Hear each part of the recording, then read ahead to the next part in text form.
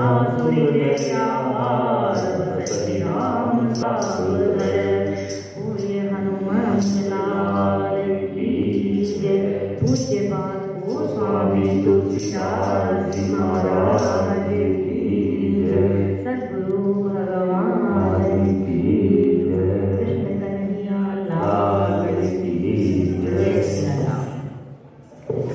मानस के सप्तम सोपान उत्तरकांड प्रसंग चल रहा है।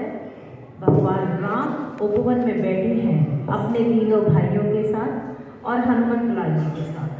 सनकादि ऋषि आए हैं और गोस्वामी जी पहले तो उनके पूरे परिचय दिया और फिर उसके बाद प्रभु ने जो सत्संग की महिमा कही है उसका वहाँ पर वर्णन किया जा रहा है। तो भगवान ने अपने मुखार बिंद से जो हमने कल कहा कि इतने हर्षित हुए हैं कि अपना स्वयं का जो उपवस्त्र है वो भी उनको बैठने के लिए दे दिया। और फिर क्या कहते हैं, आज धान्य में सुनो नीसा तुम्हारे तरस जाई सीता बड़े बाग पाई सत्संगा बिनती प्रयास होई भगवंगा।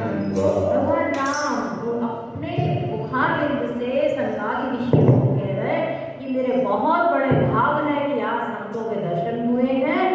और जब सत्संग मिलता है तो भाव होते हैं और बिना ही प्रयास जो ये संसार का जो ये प्रपंच है अपने आप ही भंग हो जाता है। और फिर कहते हैं कि संत संग अपवर्ग कर कामी भव कर कामी संत कवि गोविंद श्रुति पुराण सदग्रंथ। तो क्या कहते हैं कि संत संग अपवर्ग कर कि संत का जो संग है वो स्वर्ग होता है और स्वर्ग से भी ऊपर अपवर्ग है। उससे भी क्या कहते हैं, तूल नताही सकल मिली जो सुख लव सब संग। तो यहाँ पर कहते हैं कि संत का जो संग है वो मोक्ष का प्राप्त कराने वाला है, इस बंधन से छुड़वाने वाला है। और जो कामी पुरुष हैं, विषयी लोग हैं, उनका अगर हम संग करते हैं तो वो हमें जन्म और मृत्यु के बंधन में डालने वाला है। अब ये हम अपने आप खुद ही, पर शास्त्रों ने तो हमें मार्ग दिखा दिया। अब हम किस मार्ग पे चलना है वो अब हमारे अपनी विवेक बुद्धि पर है कि हम पुनरपि जननम पुनरपि मरणम में रहना चाहें या हमें मोक्ष चाहिए, परमात्मा का प्रेम चाहिए, रति चाहिए और भक्ति चाहिए। ये जो झूठ है ये शास्त्रों ने, यहाँ भी परमात्मा ने भी इंसान को दी है और ये इंसान को ही मिली है क्योंकि बाकी सब योनि जो हैं वो भोग योनि के नाते हैं, वहाँ कर्म नहीं किया जा सकता। मनुष्य योनि ही है जिसको वो स्वामी जी कहते हैं कि स्वर्ग नरक अपवर्ग से, जिसे भी कहते हैं सीढ़ी को, कि ये सीढ़ी जो है ये तुम्हें स्वर्ग में भी ले जाएगी, उससे ऊपर भी ले जाएगी और ये तुम्हें नीचे पतन की तरफ भी ले जाएगी। अब सीढ़ी से तो हम देखते हैं कि ऊपर भी चढ़ा जाता है और नीचे भी आया जाता है, लेकिन हम ये भी देखते हैं कि चढ़ने में थोड़ा दम ज़्यादा लगता है, सांस फूल जाता है, थोड़ा सा हिम्मत लगती है, लेकिन जैसे गिरना हो तो पतन अगर होता है तो दौड़ के फटाफट नीचे आ जाती है। तो यहाँ पर विकास करने में, आत्मा को शुद्ध करने में, चित्त की वृत्ति को अच्छा बनाने में तो जन्म लग जाते हैं, लेकिन खराब करने में तो संग किसी का भी रखो और फौरन, जिसका बहुत अच्छा उदाहरण है कि दूध में हल्का सा एक खट्टा डाल दो एकदम फट जाएगा। वो स्वामी जी कहते हैं ना कि संत हंस गुण गाने पे पर हरिवारी विकास। संत कौन है कि दूध, जैसे हंस नीर और क्षीर, दूध और पानी को अलग कर देता है, ऐसे ही संत इस जड़ चेतन गुण दोष में विश्वहीन करता। ये संसार जो बना हुआ है पूर्ण, ये पूर्णतः गुणमय और दोषमय है, इसमें गुण भी है और दोष भी है। क्योंकि हर चीज समग्रता में चलती है। अपना घर बनाएंगे तो घर में ड्राइंग रूम भी होता है, रसोई भी होगी और वॉशरूम भी होता है। बिना अगर उसके वॉशरूम के तो घर पूर्ण नहीं माना जाएगा। ऐसे ही परमात्मा की जो सृष्टि है वो गुण और दोष नहीं है, लेकिन गोस्वामी जी कहते हैं कि संग्रह त्याग न बिनु पहचान, कि किसका संग्रह करना है और किसका त्याग करना है वो बिना पहचान के पता नहीं लगता। और ये पहचान कहाँ से आती है? सत्संगति सब मूड मंगल मूला। सत्संगति जो है वो हमारे को सही राह दिखाती है। इसीलिए संग पे बहुत डाला गया जोर, और यहाँ शास्त्र भी कहते हैं कि संत का संग हमें ऊपर ऊपर लोगों में ले जाने के लिए होगा। और जो अगर विषयी लोगों का अगर हम करेंगे, अब आप देखो मिट्टी तेल की दुकान पे जाएं तो मिट्टी तेल की दुकान पे जो भी बंदा बैठा है उसको तो वो खुशबू उसमें रच गई है, उसको नहीं महसूस होगा, लेकिन दूसरा व्यक्ति जो है ना उसको अजीब सा लगेगा। वो व्यक्ति अगर बाहर कहीं आ जाए तो भी उसमें से वो आती है। और अगर कोई व्यक्ति किसी गुलाब की या किसी और कोई फूल का काम है, कोई भी और काम है, तो उनको उसकी खुशबू आती है। तो जो व्यक्ति जैसा है उसमें से वही तो निकलेगा ना। अब मिट्टी तेल की दुकान में से तो मिट्टी तेल ही मिलेगा और गुलाब वाले दुकान से फूल ही मिलेगा। ऐसे ही जो संत है, संत ने क्योंकि परमात्मा को देखा है, पहचाना है, अनुभव करा है, तो इसीलिए वो संत की ही बात, परमात्मा की ही बात करे। वो उसके अलावा उसको और विषयों की चर्चा में ना तो आनंद होगा, ना ही उसको कुछ ऐसा लगेगा कि ये बातें करनी चाहिए। और ऐसा कहा जाता है कि कोई भी व्यक्ति अगर जाकर संत के सामने अपनी गृहस्थी की समस्याएं रखे या कुछ करे तो वो संत का समय जो है वो खराब करता है। उनसे तो पूछो कि मुझे परमात्मा की प्राप्ति कैसे हो, मेरा भाव कैसे बढ़े, मेरी भक्ति कैसे बढ़े, क्योंकि वो यहाँ पर इन सब हम सब जो जीवबद्ध जीव हैं उन हम सब बद्ध जीवों को तो छुड़ाने के लिए आए हैं यहाँ से। और हमें ये लगता है कि बस ये लौकिक सुख मिल गए तो परमात्मा की कृपा हो गई। नहीं, भागवत के न्याय से तो परमात्मा की कृपा तब होती है जब क्षणे क्षणे हमारा सब छूटता चला जाता है। ये उसकी दया है जो हमें मिलता है यहाँ पर। लौकिक संपत्ति, पुत्र, परिवार, जननी, जनक, बंधु, सुतदारा, ये सब कुछ जो मिलता है ये उसकी दया है। लेकिन कृपा तो तभी होती है जब जीव के मन में उसकी प्राप्त करने की, उसको मिलने की, उसका दर्शन करने की इच्छा हो, उसको संत का संग करने की इच्छा हो, तो समझो कि कृपा हो। क्योंकि बिनु सत्संग न हरि कथा और देहि बिनु मोह न भाग। मोह नहीं भागेगा बिनु सत्संग, और मोह गए बिनु राम पद होई ना अचल अनुराग, अनुराग नहीं होगा।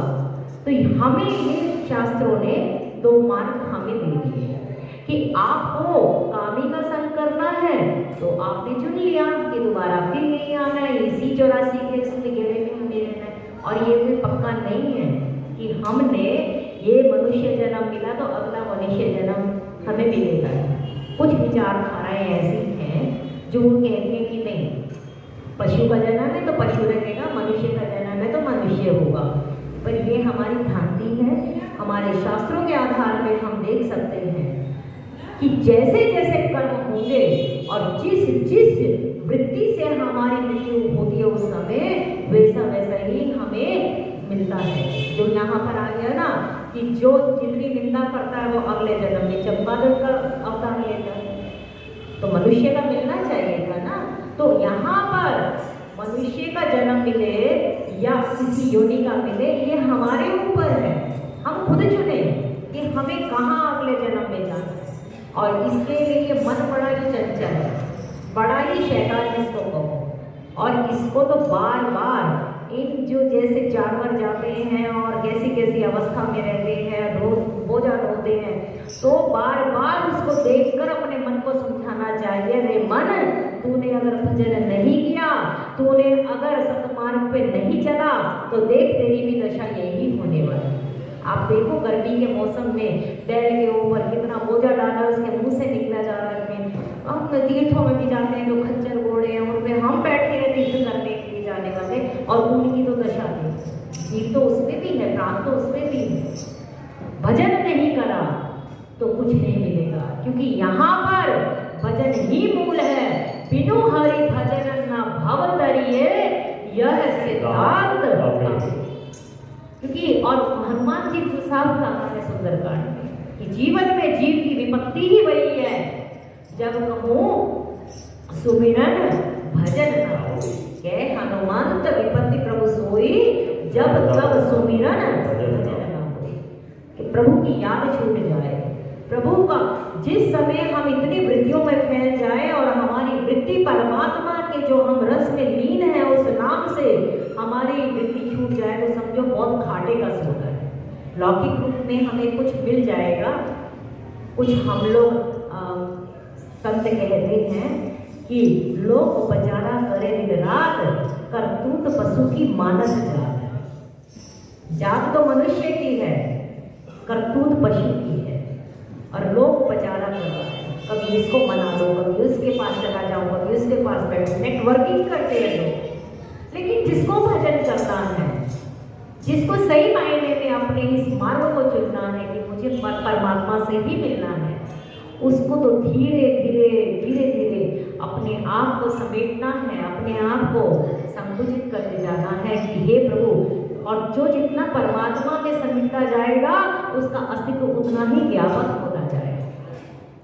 कहते ना कि जैसे भगवान कृष्ण सुबह सुबह गैयों को लेकर जाते थे चराने के लिए, और वो जाकर सारी गायें जो हैं वो पूरा अपना चलती रहती थी आराम से, और वो गायें चलती थी, भगवान आराम से बंसी बजा करके मस्ती लेते थे पूरा अपने ग्वालों के साथ। जैसे ही सांझ हुई तैसे ही वो एक बंसी बजाते थे, और वो बंसी की आवाज़ सुनते ही सारी गैया मैया जो थी सब वापस आती थी। और वो भजन है ना, और उसमें गाय भूल गई अपना रास्ता, कहीं आगे निकल गई, कुछ उसको और ग्रीनरी मिल गई, कहीं और चली गई। भगवान कृष्ण ने बंसी बजाई, वो बंसी की आवाज़ वो सुन नहीं पाई। सारी गैया तो पहुंच गई कृष्ण के पास और वो अकेली रह गई। और वो क्या कहती है, तुम ढूंढो मुझे गोपाल में खोई गैया तेरी, तुम ढूंढो मुझे गोपाल में खोई गैया तेरी। क्या हमें नहीं लगता कि हम भी तो इस संसार के जंगल में इन विषयों विकारों में इतने खो गए हैं कि उसकी आवाज हमें सुनाई नहीं दे रही है। फिर कभी ये पुकार आएगी, हे खाना तुम ही हमें ढूंढो, हम नहीं अब आपको पा सकते। हम इतने विकारी हैं, हम इतने अज्ञानी हैं, हमारे बस की नहीं आपके पास आना। हम मंदिर में आ जाते हैं लेकिन प्रभु के पास नहीं है। हम कहते हैं तुम ढूंढो, तुम ढूंढो मुझे भगवान। और जब तक उनको देखकर आंखों में अश्रु ना आ जाए, उनके दर्शन करके अपने पुलक जो गाल है अपना शरीर पुलकायमान ना हो, तब तक ये समझो अभी बहुत दूरी है, बहुत दूरी। रोज ये शाम को पूछो कि क्या आज भी मुझे प्रभु के दर्शन नहीं हुए, आज भी मुझे अनुभूति हुई, आज भी मैं ऐसी गैया बनी रही जो सिर्फ एक हरी घास के लिए कहीं दूर निकल गई और कृष्ण से दूर हो गई। हमें देखना है, हमें कृष्ण चाहिए या कृष्ण की खोज है। मजबूर साहब कहते हैं कृष्ण चाहिए, मजबूर कृष्ण की खोज है। इस सब कृष्ण की खोज है, लेकिन कृष्ण की खोज तो दुर्योधन ने मांगी थी ना युद्ध के लिए। उसने कहा था ना, सोचा था कि मेरे को तो सेना चाहिए, मेरे को और 18 क्षोणी सेना भगवान कृष्ण ने दुर्योधन को दी। लेकिन अर्जुन ने तो यही कहा ना, मुझे तो कृष्ण चाहिए। और जिसको कृष्ण मिला उसको विजय भी मिली, उसको विभूति भी मिली। हमें क्या चाहिए? हमें कृष्ण चाहिए या कृष्ण की फौज चाहिए? ये सब कृष्ण की फौज है, सब उसके प्यारे हैं, यहाँ कोई भी गैर नहीं है। लेकिन ये भी सही है कि ये सब आत्मा है जो उसी का अंश है, लेकिन उससे भी बढ़कर वो परमात्मा है जो हम जिसके पास हनुमान जी क्या कहते हैं भगवान राम को कि प्रभु देह बुद्धि से मैं आपका दास हूँ, जीव बुद्धि से मैं आपका अंश हूँ, और आत्मा बुद्धि से मैं आपका अंग हूँ। मैं तो आपका अंग हूँ प्रभु, आपसे छूटकर मैं कहाँ जाऊंगा? जो तुम तोड़ो पिया और नहीं तोड़ो, तोड़ी पीठ तोड़ी कृष्णा कौन समझो। जब ऐसा भाव बन जाए तो समझो कि संत का संग किया और कुछ आत्मा का विकास, वरना कितना ही कमाया कितना ही सब किया सब घाटे का सोचा। और कल जो हमने अनुभव देखा है कि जन्म जन्म मुनि जतन कराए अंतराम मुख आवत। अभी तो हमारा शरीर चल रहा है, इंद्रियां चल रही हैं, अभी तो हम बहुत कुछ सोच लेते हैं, खा लेते हैं, पी लेते हैं और आनंद ले रहे हैं। एक अवस्था ऐसी आती है ना बुद्धि साथ देती है ना इंद्रियां साथ देती हैं, और उस समय क्या वो जीना कोई जीना भागवत के न्याय से वो मृत्यु ही है। और गोस्वामी जी ने यहाँ पर 14 प्रकार के लोगों की बताया कि जो मरे हुए भी हैं, चाहे उनके प्राण हैं, उसमें एक संतत क्रोधी रोगी और जो बहुत ज्यादा वृद्ध है उसको मरा हुआ ही माना है क्या? ये कुछ ही समय है हमारे पास, जब तक हमारी इंद्रियां चल रही हैं, जब तक हमारी बुद्धि चल रही है, भजनो उस हरि को, क्योंकि ये घड़ी न जाएगी मुझे तेरा बुलाते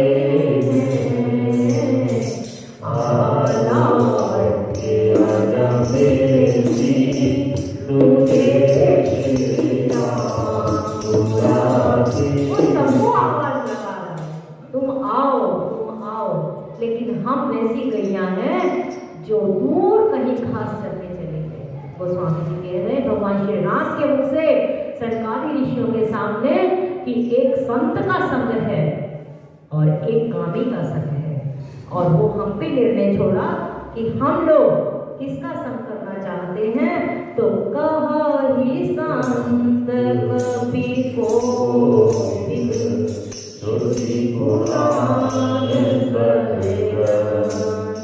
तो कह रहे कि संत, ऐसा कौन कह रहा है? संत कह रहे हैं, कवि कह रहे हैं, कोविद, मैंने जो शास्त्र का वर्णन करते हैं वो कोविद हैं, और जो श्रुति और पुराण और सत्ग्रंथ वो हैं जो तुम्हें सम्मान पे लेकर जा रहे हैं। ऐसा सत्ग्रंथ शास्त्र पुराण और संत कहते हैं कि कामी का संग तुम्हें नरक की तरफ और संत का संग तुम्हें परमात्मा की तरफ लेके चलेगा। और सुनी प्रभुपद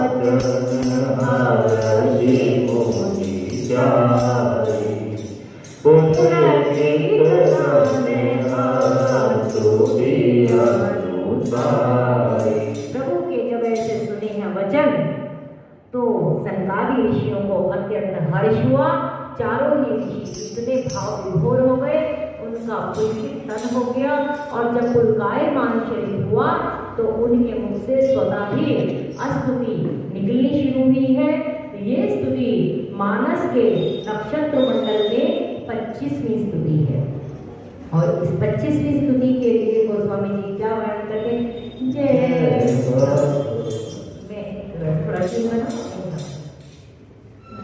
जय भगवान अनंत अनामय अनर अनेक एक करुणामय। सभी बोले जय भगवान अनंत अनामय अनर अनेक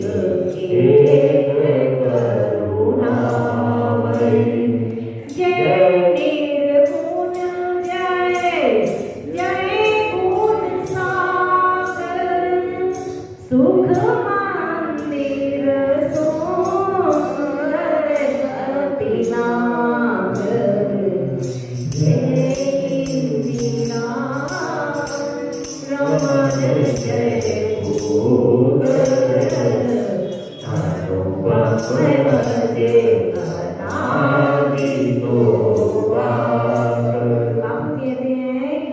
ज्ञान कितना रुपए वो पता नहीं, लेकिन गान कर लोगे तो उसका जो आनंद है वो आनंद तो अपना ही है। यही चौपाइयां अलग अलग रागों में अपनी मस्ती से जब हम गाते हैं तो उसका आनंद कुछ अलग ही होता है। और मानस की चौपाइयों की ये बहुत खूबसूरती है। आप इसको किसी भी राग में गा सकते हैं, किसी भी धुन पर आप इन चौपाइयों को ले सकते हैं, और जो आनंद मिलता है, जो रस मिलता है वो तो अपना ही है। यहाँ पर सनकादिक ऋषि कहते हैं पुलकित भाव में कि जय भगवंत अनंत अनामय अनघ अनेक एक करुणा। हे भगवान आपकी जय हो। भगवान उसको कहते हैं जिसमें षडैश्वर्य होता है, 6 वस्तुएं जिसमें हो उनको भगवान कहा जाता है। हमारे यहाँ पे भी लौकिक में जिनके प्रति हम बहुत श्रद्धा भाव रखते हैं तो उनको हम भगवान कहते हैं, सदगुरु भगवान जैसे कहा। तो इसमें 6 वस्तुएं होनी होती है आवश्यक, जिसमें ऐश्वर्य होता है, जिसमें श्री होती है, जिसमें कीर्ति होती है, जिसमें वैराग्य होता है, जिसमें यश होता है, जिसमें मीठा होता है। ये 6 जो वस्तुएं जिसमें आपको संसार में भी दिखाई देगी, इसमें ऐश्वर्य है, कीर्ति है, यश है, ज्ञान है, वैराग्य है, तो आप समझो कि वो भगवान ही है। लेकिन परमात्मा राम ब्रह्म में तो सब कुछ है, तो इसीलिए उनको भगवान कहा गया। और जय भगवान अनंत अनामय, 6 गुण बताए भगवंत कहकर, तो फिर क्या कहते हैं कि अनंत। अनंत मैंने जिसका अंत नहीं है। आपकी 6 गुण ही नहीं है प्रभु, आपके अनंत गुण है। अनंत शेष नाम को भी कहते हैं। तो यहाँ भगवान विष्णु का भी नाम अनंत है, लेकिन उन्होंने कहा कि आपके अनंत गुण हैं और अनामय। अनामय का मतलब ये है कि अनामय, आमय संस्कृत भाषा के हिसाब से रोग को कहा जाता है। आप रोगों से मुक्त हैं। रोग हमारे यहाँ पर जो हमारे शारीरिक रोग है वो तो है ही, वो तो अलग बात है। मानसिक रोग भी यहाँ चर्चा होती है, क्योंकि शास्त्रों में जो शास्त्र के अनुसार जो जीव के रोग हैं वो 6 प्रकार के बताए। क्योंकि 6 यहाँ पर ऐश्वर्य बता दिया भगवान देवकर, तो 6 रोग क्या है यहाँ पर। पहला व्यक्ति का जो शास्त्रों के अनुसार जो रोग है, जन्म होना सबसे बड़ा। जन्म के बाद उसका वृद्धि होना, वृद्धि होने के बाद उसका विवर्ण होना, विवर्ण होने के बाद उसकी क्षीणता होनी, क्षीणता होने के बाद उसका जरा या बुढ़ापा आना, और बुढ़ापा आने के बाद उसकी मरण हो जाना। ये 6 जो हैं शास्त्र आधारित रोग बन गए। परमात्मा कौन है? उनका जन्म नहीं होगा। भय प्रकट कृपाला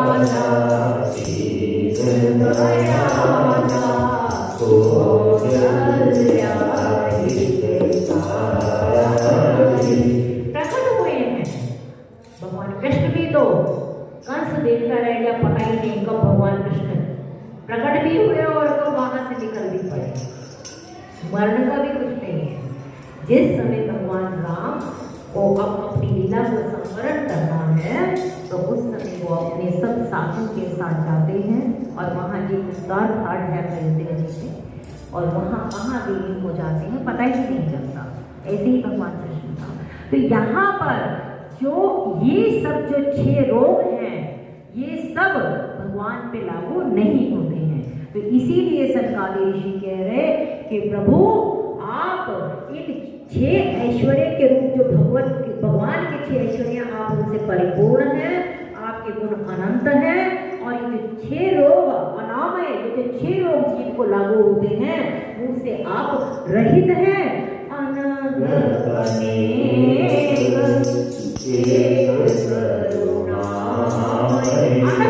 पाप, आप पाप रहित हैं।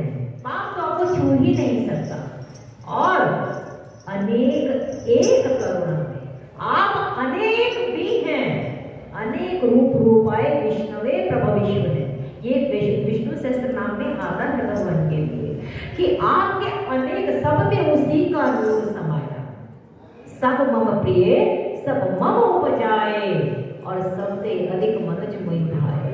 तो यहाँ पर हरि व्यापक सर्वत्र समाया, तो वो परमात्मा सब में व्यापक में है और उसके बावजूद सब रूपों में प्रकट होकर भी वो एको हम।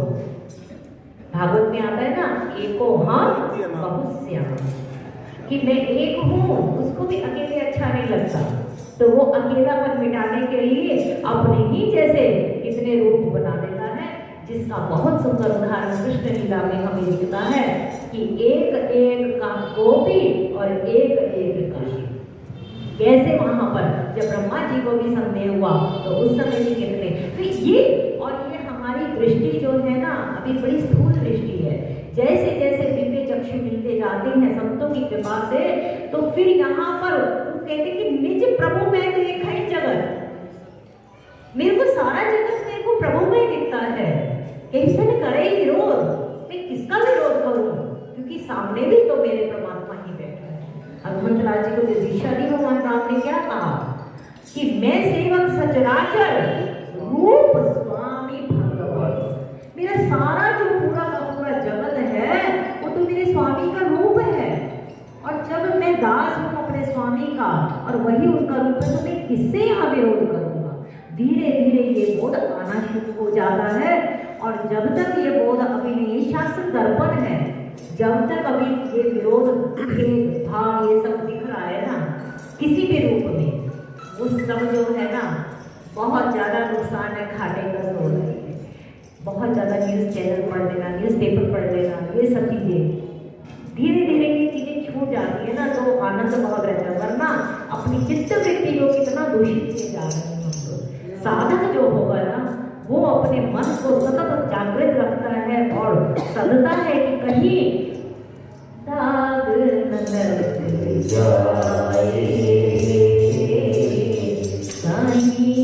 दाग न लग जाए। ये चित्त जो निर्मल मन है, जिसको परमात्मा चाहता है, वो निर्मल मन पे नहीं विकार होगा, दाग न लग जाए। बहुत सावधान रहना पड़ेगा हमें जिंदगी में, क्योंकि हम राम जी की पाठशाला में बैठे हैं, हम पढ़ रहे हैं, शास्त्र की हम शरण में हैं, हम पे काम हो रहा है, हरि की कृपा हम पे आ रही है, मनुष्य जन्म मिला है, अनुकूल परिस्थिति मिली है, स्वस्थ शरीर मिला है, इंद्रियां भी हमारी अभी सही चल रही हैं, तो क्यों ना हम हरि भजन। राम नाम सुखदाई भजन करो भाई, ये जीवन दो देता। यहाँ से सुनो और बाहर भी गाते जाओ, ये जीवन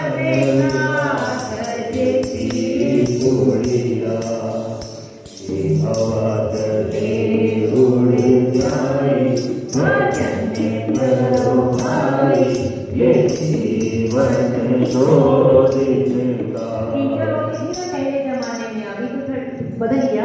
पहले जमाने में जब पहाड़े याद नहीं होते थे तो टीचर हर रोज उसको रिपीट कराती थी, 2 एकम 2 2 2 3 4 ऐसे करके चलता था। तो ऐसे ही राम जी की पाठशाला में जिनके प्रति ये भजन चलेगा, ताकि पक्का हो जाए कि राम नाम सुखदाई भजन करो भाई, ये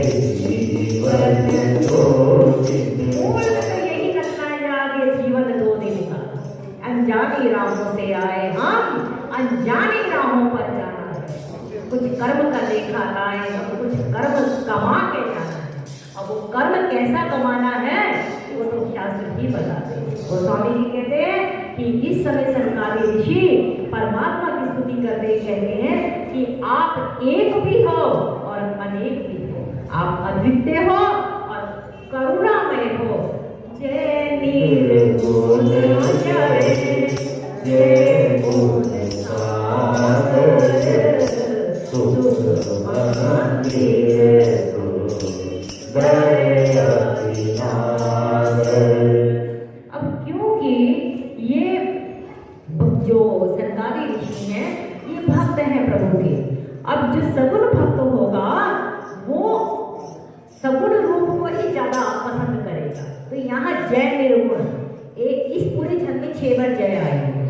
यहाँ षडरूप की बात करी, षडैश्वर्य की बात करी और 6 बार ही जय जय आएंगे यहाँ पर इस वाले प्रसंग में। तो यहाँ पर जय निर्गुण कहा और जय जय गुण सागर, क्योंकि वो सगुण भक्ति के उपासक हैं ये जो सनकादि हैं, और जो अपनी प्रिय वस्तु होती है उसके लिए ज्यादा एक प्रेम रहता है।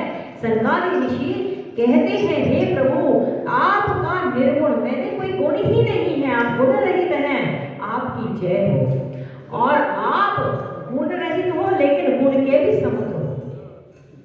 बहुत सुंदर आपने बोला कि अति विचित्र अवस्था का नाम ही परमात्मा है, उसकी कुछ पता नहीं लग पाती।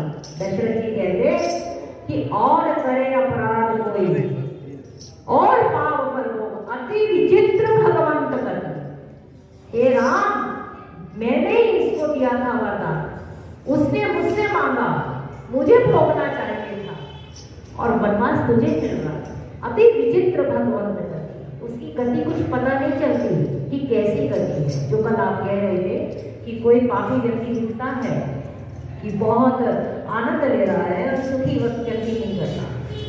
वो जो पापी व्यक्ति अभी आनंद ले रहा है ना, वो अपनी जितनी उसकी फिक्स डिपॉजिट की मनी है ना, वो सारे निकाल कर खा रहा है, अभी कुछ उसमें जमा नहीं कर रहा। और उसके बाद जब वो पूरा पैसा खाली हो जाएगा तो फिर बैंक वाले भी जैसे कहते हैं अब आपका कुछ नहीं यहाँ पर, ऐसे ही उसके जितने पुण्य खत्म होंगे फिर मृत्यु लोक में आएगा और फिर अपने कर्मों का वो हिसाब देगा। घर में भी हम सब कपड़े धोते हैं, हमें पता ही है कि जो ज़्यादा गंदा कपड़ा होता है उसको हम लगाकर रख देते हैं और साफ कपड़े को पहने करते हैं। सुखी व्यक्ति जो मतलब जो सच्चरित्र व्यक्ति है, जिसको आप कह रहे हैं कि लोगों को दुख मिलता है, जो अच्छा आचरण करते हैं, उसको मिलेगा ही मिलेगा। और वो दुख हमें लगता है कि उसको मिल रहा है, उसको कभी ऐसा नहीं लगेगा कि मेरे को दुख है, क्योंकि उसको पता है कि परमात्मा मेरे साथ है। उसके जो थोड़े बहुत जो दाग लग गए ना उसके चित्त के ऊपर, परमात्मा कहते हैं अच्छा कपड़ा है, शुद्ध चित्त है, थोड़ा सा दाग है, मेहनत कम लगेगी, जल्दी से उसको साफ करो, तो उसका हमें तत्काल दिख जाता है। लेकिन जो पापी व्यक्ति है वो तो अपनी जमा पूंजी खाए जा रहा है। इसीलिए ये कर्म योनि है, इस कर्म योनि में अपने हम कर्म बनाकर कितना पैसा वो जोड़ते चले जाए, नाम राम जोड़ते चले जाए, वो हमें शास्त्र बता रहे हैं भाई राम नाम सुखदायी। ये जीवन 2 दिन का, कितना ही कमा लो, अंततः कितना खा पाएंगे? अभी भी हम सब कितना खा पाते होंगे? 2 रोटी उससे ऊपर कहाँ खा पा रहे होंगे? इसीलिए इसके लिए इतना जोड़ना, यहाँ सब कुछ छोड़ के जाना, और सबको मालूम है कि छोड़ के जाना है। उसके बाद भी क्रोध न छोड़ा, लोभ न छोड़ा, क्रोध न छोड़ा, लोभ न छोड़ा, सत्य वचन क्यों छोड़ दिया, तूने नाम जपन क्यों छोड़ दिया, कोड़ी को तो खूब संभाला, कोड़ी को तो खूब संभाला, राम रतन क्यों छोड़ दिया, तूने नाम जपन क्यों छोड़ दिया। रात को सोते समय अगर परमात्मा की याद में आंसू ना आए और हम ऐसे ही सो जाएं तो जीवन पूरा उस दिन का व्यर्थ है। कहते हैं कि आप पूरा दिन अगर ना पूजा पाठ कुछ भी ना कर, सब काम हो चुके, हम लोग बहुत बिजी लोग हैं, तो वो उस बिजी शेड्यूल में 10 मिनट के लिए सब कुछ कर लिया, टीवी देख लिया, सब कुछ कर लिया, भगवान से भी ज्यादा बिजी, बहुत ज्यादा बिजी है। तो लोग कहते हैं ना क्या करे, समय ही नहीं है। भाई तेरा समय नहीं है, तेरा समय होता तो तू अपने लिए भी सोचता, दुनिया के लिए तू सोचे जा रहा है। भागवत में बताया है मनुष्य की अवस्था की क्या क्या, पशुओं के साथ बताया कि किस अवस्था का व्यक्ति क्या आचरण करता है, किस अवस्था का व्यक्ति क्या आचरण करता है। तो रात को सोते समय सब काम हमारे हो गए और उसके बाद अब कुछ करने को बाकी नहीं है, ऐसा बाबू बोलते हैं। उस समय भी एक बार राधा माधव जय कुंज बिहारी, जय राधा माधव जय कुंज बिहारी। ये तो मैं वैसे बोल रहा हूँ, आपके जो भी इष्ट हो उस इष्ट का नाम लेकर अगर आप सोए, उसको याद करके सोए, तो आपकी जो निद्रा है शास्त्रों के अनुसार आपकी वो निद्रा समाधि मानी जाएगी।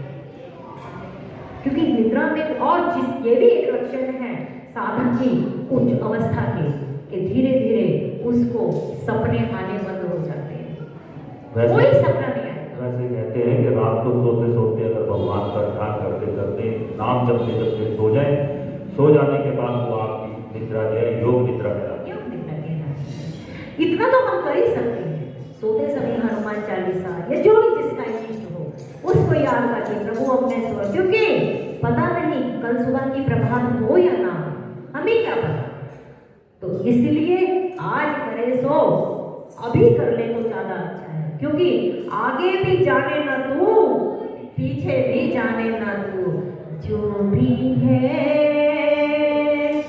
बस यही पल है, इस पल को चुरा ले और उस पल में हरि का स्मरण करें। गोस्वामी जी कह रहे कि इस समय संकाली ऋषि जो कर रहे कि क्या जय मेरा रमन जय भूधर अनुपम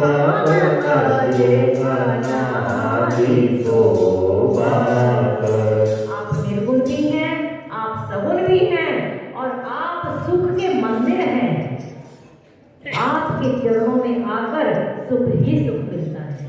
और आप नागर मैंने अति चतुर, नागर मैंने जिसको बहुत सारा मैनर्स आता हो, जिसको एटिकेट्स रहते हो और जो बड़ा कुशल हो वार्ता करने में, ऐसे तो प्रभु आप अत्यंत कुशल भी हो और सुंदर भी हो। और जय इंदिरा रमण जय भूधर, इंदिरा लक्ष्मी को कहते हैं, आप लक्ष्मी रमण हैं। आपकी जो श्री है, इंदिरा है, लक्ष्मी है, वो तो आपके चरणों में ही रहती हैं। और जय भूधर, आप इस पृथ्वी का भार भी उठाते हैं और इसी से कच्छप वाराह जो अवतार प्रभु ने लिया है उनका भी गोस्वामी जी याद करवाते हैं। इसी मानस में जितने भी अवतार प्रभु के हुए हैं 24 अवतार, समय समय पर उनका सबका भी जगह जगह आता है। तभी तो सार अर्थ सम्मत समझेगी, ये सबका सार है। देखो कोई तो सेब खाए, कोई संतरा खाए, कोई केला खाए, कोई पपीता खाए, तो उसके विटामिन अलग अलग मिलेंगे ना। और मान लो सबको इकट्ठा करके एक जूस बना दे या चाट बना दे, तो वो तो फिर सभी का सब कुछ मिल जाएगा। गोस्वामी जी आरती में जो हम रोज कहते, सार अंश सम्मत सब ही, इसमें सब कुछ मिलेगा। इसमें गीता भी मिलेगी, भागवत भी मिलेगा, हर कुछ मिलेगा यहाँ पर, पुराण वेद सब कुछ मिलेगा। गोस्वामी जी कहते कि आप इंदिरापति हैं, आप भूधर, मैंने इस पृथ्वी को, क्योंकि भू भी भगवान विष्णु की पत्नी है जिसका एक नाम क्षमा है। और अनुपम है, आपकी उपमा अनुपमय है, उसकी कोई उपमा ही नहीं दे सकता। आज मैंने आपका जन्म ही नहीं हुआ, अनादि आप अनंत हैं और आप तो शोभा की खान है।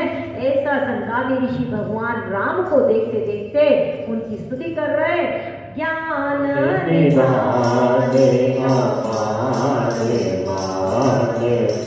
कैसे हैं? ज्ञान निधान, ज्ञान की तो आप भंडार हैं और अमान, आपको मान नहीं चाहिए, आप दूसरों को मान देने वाले। ये भगवान राम के लक्षण तो बोल ही रहे संकाली ऋषि, ये भगवान के जो उपासक हैं, जो प्रभु के चरणों में शरणागत हैं, ये उनके भी लक्षण होने चाहिए कि हमें मानना ही चाहिए। देखिए जीव का स्वभाव है अपने आप को प्रकाशित करना। जीव अपने आप को जब तक दो चार उसके सत्कर्म या जो उसका ज्ञान है वो सामने ना आ जाए, उसको चैन नहीं पड़ेगा। लेकिन शिव का जो स्वभाव है अपने आप को छुपा के रखना, वो माया के भीतर आवरण में अपने आप को छुपा के रखता है। हर कोई उसे नहीं देख पाता, जिसकी पात्रता होती है उसको ही वो दिखाता है। सोई जान ही जेहु जेही जना। और जानत तुम ही हो ही जाए। ऐसा वो वाल्मीकि जी कहते हैं। और यहाँ कहते हैं कि आप कैसे हैं, ज्ञान के निधान है, आप दूसरों को मान देने वाले हैं और खुद आपको मान पसंद नहीं। पावन सुजस पुराण वेद पद। और हम ही नहीं कह रहे प्रभु, ये जो पवित्र वेद हैं ये भी आपका पावन यश गाते हैं। सब पूरी संसार में, पूरे त्रिभुवन में, 14 लोकों में आपकी कीर्ति गाई जाती है। तज्ञ कृतज्ञ आज्ञता नाम अनेक अनाम निरंजन। तज्ञ मैंने तत्व को जानने वाला। तत्व क्या है कि सिर्फ परमात्मा एक ही है। वो कहते ना कि जानत प्रिया एक मन मोरा, तत्व प्रेम तत्व सिर्फ एक ही है कि संसार में प्रेम ते प्रकट हो ही मैं जाना। प्रेम रूपी तत्व जिसके हाथ में आ जाता है उसको इस संसार में परमात्मा सामने प्रकट ही प्रकट दिखेगा। तो आप तत्व को जानने वाले हैं, कृतज्ञ। मैंने किसी ने भी आपकी थोड़ी सी भी सेवा की तो उस सेवा के बदले आप उसको अनंत फल देने वाले हैं। परमात्मा का ये स्वभाव है कि वो कभी भी किसी का भी अगर कुछ एक भी पैसा लेता है या हम परमात्मा की शरण में कुछ भी देते हैं वो कभी नहीं रखता, किसी का भार नहीं रखता, उसको अनंत गुना करके उसको लौटाता है। और गोस्वामी जी कहते हैं कि उसके बाद अज्ञता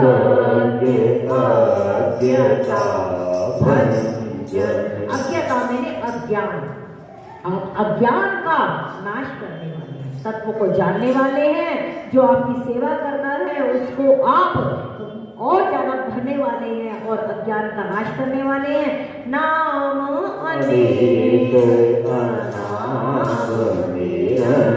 अनेकों आपके नाम हैं, विष्णु सहस्त्र नाम, शिव के सहस्त्र नाम, कितने अनंत नाम हैं आपके, और फिर भी आप नाम रहे हैं। और निरंजन, निरंजन मैंने फिर भी आप इस माया से, इस चीजों से सबसे बिल्कुल आप परे हैं। सर्व सर्व गत सर्व पुराणे, सर्व सर्वगत सर्व पुराणे, आप सर्व रूप हैं। ये चौपाई ये बहुत जरूरी है हम सब लोगों को समझने के लिए, हृदय में धारण करने के लिए। परमात्मा सब जगह है, सबके हृदय में है और सबके घर, सब जगह वो निवास कर रहा है। हरि व्यापक सर्वत्र समान। ऐसा नहीं है कि चींटी के उसमें छोटा सा और हाथी में बहुत बड़ा, नहीं, सब में बराबर ही समाया है और सर्वगत है, सबको जानता है, उसकी गति हर जगह है। मोको कहाँ ढूंढे रे बंदे, मैं तो तेरे पास रे। हम नाहकी इधर उधर सबको छल कपट करते रहते और वो भीतर देखता है सब कुछ कि मेरे सामने प्रणाम करता है और मेरे ही बाहर वैष्णवों को तू कपट करता है। क्योंकि विष्णु ये है और विष्णु के जो भक्त होंगे या उसकी जो संतान है वो तो वैष्णव हुई ना। विष्णु को हम पूजते हैं लेकिन वैष्णव की हम निंदा करते हैं, उसकी हिंसा करते हैं। तो जब हम वैष्णव की निंदा करेंगे तो उसको पसंद आएगा, खुद ही सोचें हम लोग। वो स्वामी जी कहते हैं कि सर्व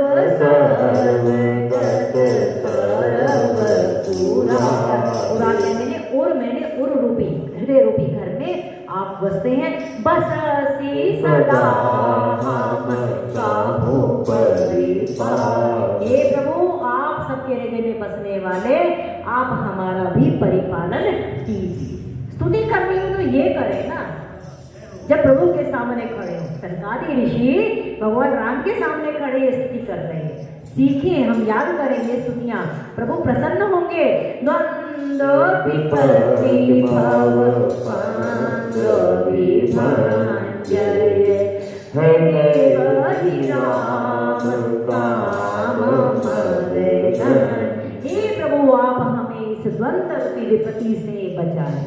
अब द्वंद क्या है जीवन में? जन्म, मृत्यु, विपरीत अनुकूल प्रतिकूल परिस्थितियां, ये सब हर्ष शोक, ये जो जीवन में आने वाली जब स्थितियां हैं, कभी हम हर्षित होते हैं, कभी हम दुखी होते हैं। जीव धर्म अहमिति अभिमाना, हर्ष शोक ज्ञान विज्ञान, कभी तो बड़े ज्ञानवान ही होंगे और कभी हम लोग ऐसे हो जाएंगे अज्ञानी की तरह बिहेव करें। ये सब द्वंद्व से हे प्रभु आप हमें बचाएं, हमारे द्वंद्वों का नाश करें प्रभु, बहु फंद से हमें बचाएं।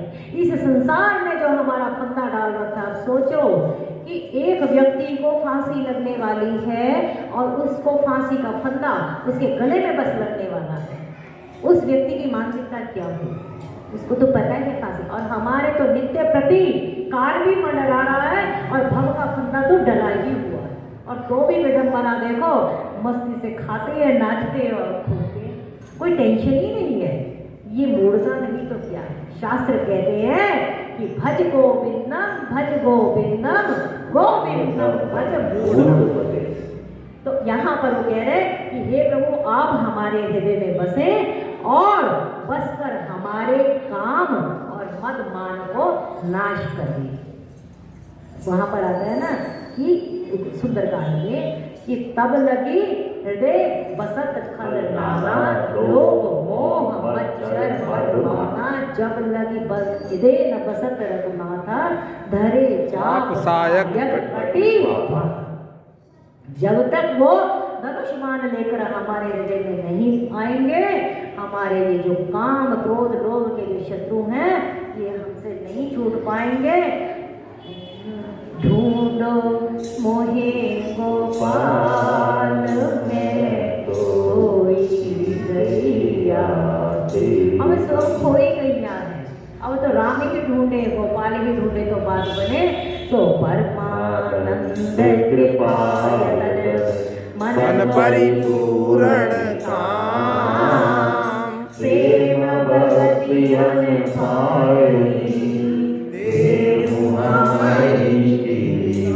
अभी स्तुति पूरी नहीं हुई है, अभी स्तुति सरकारी विषयों की अगले उस प्रसंग में भी चलेगी, उसका पर कुछ और विषय वर्णन किया जाएगा। तो हरे राम राम राम सीता राम हरे राम राम सीता हरे राम राम राम सीता राम राम राम, हरे राम राम राम सीता राम राम राम, हरे राम राम राम